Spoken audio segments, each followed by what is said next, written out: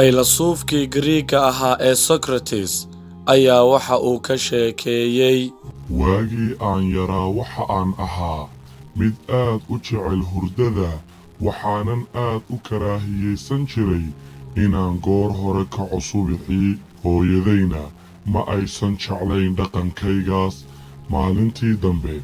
ayaay hooyaday ii kaxaysay dhanka gabadh macallimad ah oo ay saaxiib ahaayeen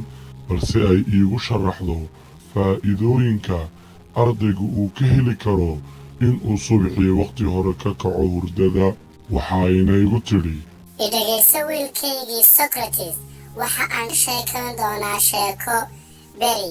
ayaa waxa jiri jirtay laba shimbirood midkood waxa ay toosi jirtay salaada hore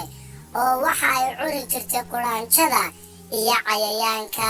sidaas ayaa ay iyada iyo caruurteeda yaryariba ku dhargi jireen shimbirta kalena hurdada ayaa ay ku daahi jirtay oo waxba ma ay heli jirin iyadiyo caruurteeduba waa ay gaajoon jireen ii sheeg Socrates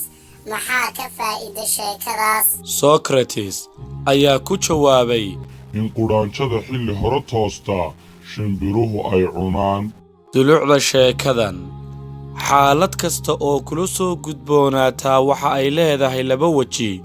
wejiga cid walba u muuqda iyo weji doqon magaratay ah dadka badankoodu waxa ay arkaan hal weji oo xaaladaasi ay leedahay markaas ayay ku dagmaan amaba ku guuldaraystaan amaba xataa noloshooda galaafataaba mar walba waxa kula gudboon inaad xaaladaha rogrogto si ay kuugu soo muuqdaan goldaloolo badan